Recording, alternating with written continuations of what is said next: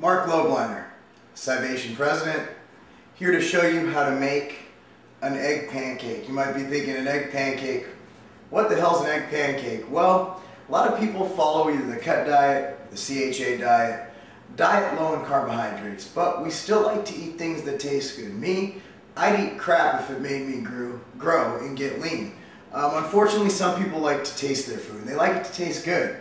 So I'm going to show you how to make something sweet that really makes it kind of wakens your taste bud and kind of tricks you into thinking you're eating carbs and eating a pancake.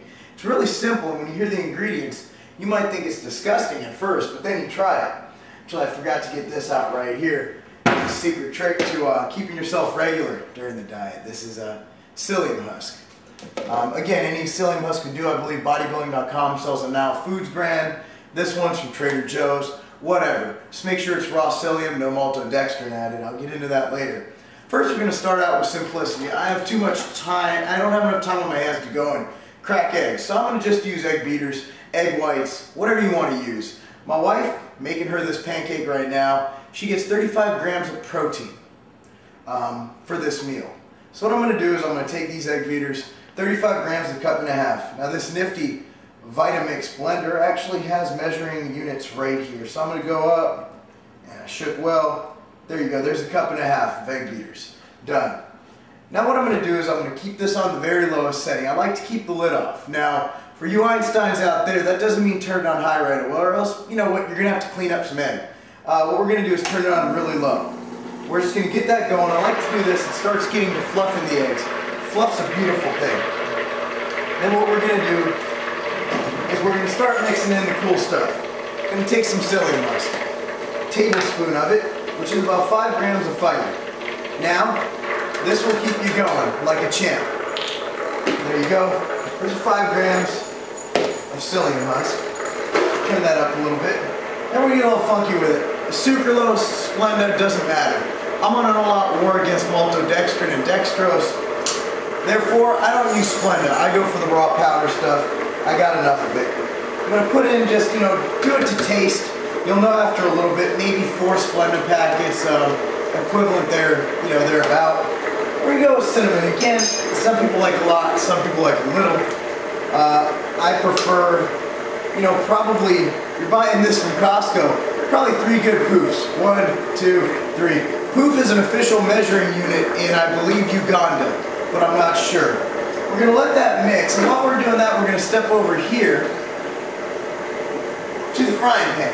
Now what I'm going to do is I'm going to use macadamia nut oil. Why? It's good. It can withstand high heat. It tastes good. It doesn't add much. Olive oil can kind of make this pancake taste a little bit funky.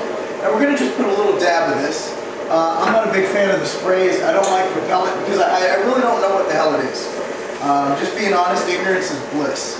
I'm going to mix that in there with my hands. I'm going to put the temperature, start heating the pan at about a medium-high heat.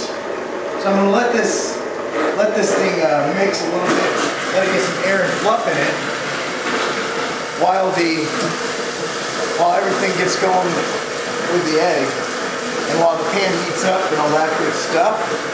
And my hands real quick. And in that case, we're going to go ahead. Assuming the pan's heated right now, we're going to turn this down. If you look, we have a nice fluffy mixture. Looks kind of like, well, egg with stuff in it. We're going to throw it on the pan right here. Boom. And we're going to cook that. How long do we cook it? Now, I'm going to cut in and out with the magic of video technology we have here. Oh my goodness. I need a during workout shake here. I need some extended. Man, that's tasty. But anyway, what we're going to do here is we're going to let it cook a little bit, and I'll show you when to start mixing it up and everything, but just let it sit, let the bottom harden a little bit. So, there we go. Okay, now I told you we're going to wait till the bottom solidifies. We've done that. And what we're going to do is just cook it like a normal omelet. We're going to do it so, voila, there we go. Getting the liquid off the top, just making it happen. Now sometimes it'll cook so nicely that, you won't really have to. You won't really have to do this too much, which we're seeing right now. This is almost ready to flip. Now I'm going to show you a flip technique. I learned from my mom from cooking fried pork chops. Obviously this isn't quite fried pork chops, but it'll get the job done. If you see, we have very nice dishware. Okay, now we're going to take the pancake, we're going to put it on the plate like so, take it, let it touch, and slam. That was one hell of a flip. Now what you have here, you see the top of the pancake, that's going to stay the same. And then we're going to just cook it until the other side cooks. This will cook it thoroughly. And by flipping it, not trying to do anything funky and flipping it in the air, by doing the old school Polish technique here, we're able to get a nice clean flip, pancake stays in one piece, and it just looks real good. Okay, pancake's done. What we're going to do now is we're going to take it, of course turn off the heat just in case you have small children or people who like touching hot objects. We're going to put this on the plate. Oh man, that looks tasty, doesn't it? We're going to put this pot back up here. Boom. Now, here's the topping part. Since we used all egg beaters and not eggs, we can actually add some fat to this. For that, we have nice organic peanut butter. This is natural peanut butter. I prefer natural. Are you really going to get much issue with if you buy Skip or Jiffy? Probably not. I mean, what little bit of added ingredients are in there aren't really going to make a difference in my opinion. Personally, I like the taste of natural, and again, like maltodextrin and everything, some things I have personal vendettas against. And even though it might not make a difference in your physique or your overall health, it's definitely, you know what, I actually measured out a little much. There we go. There's basically we're looking at 4 teaspoons there, which is 20 grams of peanut butter. What we're going to do is, it's nice and hot there, spread this out across the top, as you see, like so.